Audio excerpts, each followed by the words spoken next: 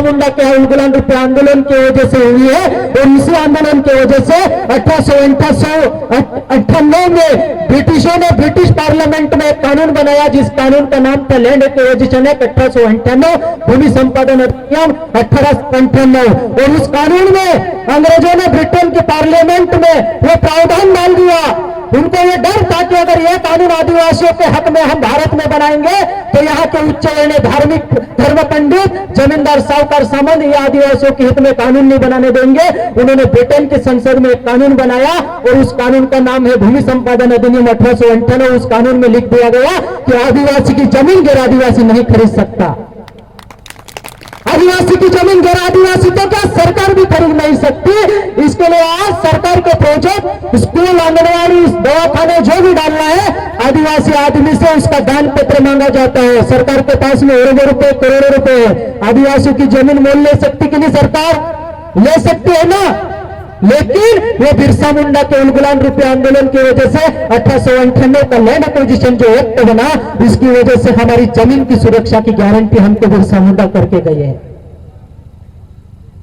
सामाजिक दुर्व्यय की बात है कि हमारे घर में गांधी का फोटो मिलेगा, मोदी का भी मिल जाएगा, अटल बिहारी का भी मिल जाएगा, रामदेव बाबा का भी मिल जाएगा, शाहरुख खान का भी मिल जाएगा। और तो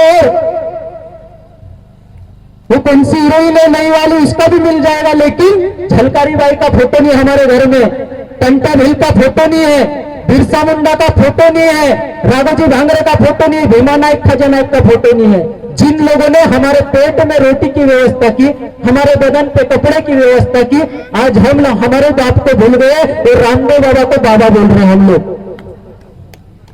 वो कुछ काम का ही क्या रामदेव बाबा?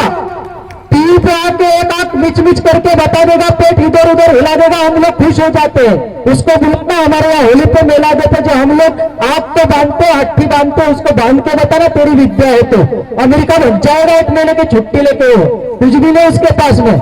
जो हमारे आदिवासी पूर्वजों की जो शक्ति है पारंपरिक, जो हमारे पास गुण है प्रकृति का, वो उसके पास नहीं है। तो हमारे समाज के लिए प्रेरणा स्रोत हमारे पूर्वजों का इतिहास होना चाहिए। समाज अगर आएगा, समाज को सामाजिक एकीकरण में बांधने के लिए विचारों का एक साथ आना जरूरी है और समाज तभी खड़ा होगा। समाज नेताओं के विचारों पे, धर्म के विचारों पे खड़ा नहीं होगा, समाज भविष्य में खड़ा होगा तो हमारे आदिवासी पुरखे, पूर्वज, क्रांतिकारी योद्धा, तमाम शहीद महामानवों के कौम के लिए न्यौछावर विचारधारा और उनके ऐतिहासिक संघर्षशील सिद्धांत पे समाज आने वाले समय पे खड़ा होगा और समाज का नेतृत्व भी वही पूर्वजों के विचार करेंगे। तो इस उलगुलान को हमें आगे बढ़ाना है, ज्यादा समय नहीं है। मुझे भी चिट्ठी दी गई है, आज हम लोगों को जागने की जरूरत है। एडवोकेट साहब वसाए, कैलाश वसाए दादा ने बताया कि आप लोग कब सीखोगे, बूढ़े हो जाओगे जब सीखोगे क्या?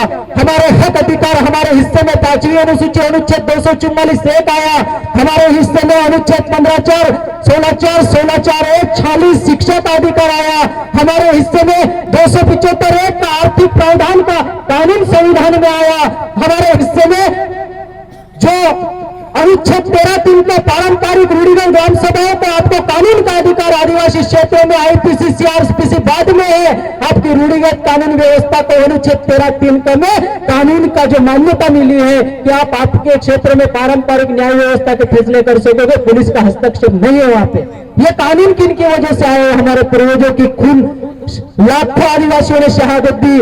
आजादी की 70% आदिवासियों ने लड़ाई अपने दम पे लड़ी। मात्र 4 लड़ाई जो है, 2-3 लड़ाई उन्होंने टेबल वाली, सेटिंग वाली, सत्ता वाली लड़ी उन्होंने, और वो उनके पूर्वज महापुरुष बन गए। लिखित इतिहास में क्रांतिकारी स्वतंत्र सैनिक हो गए। और हमारे पूर्वजों को क्या मिला?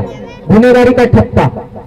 70% आजादी की लड़ाई इस देश में आदिवासियों ने लड़ी है। 7 लाख आदिवासी मारे गए, उसमें 3.5 लाख महिलाओं ने योगदान दिया है। महिलाएं शहीद हुए, 3.5 लाख पुरुषों ने। तो उसके बदले में आज हम लोग सतपुड़ा में सुरक्षा के साथ में जिंदा हैं। आज वो लड़े, इसके लिए 150 पौने 200 साल हम लोग सुरक्षित है। हम लड़ेंगे तो हमारी आने वाली भावी पीढ़ी अपनी मूल पहचान के साथ में जिंदा रहेगी।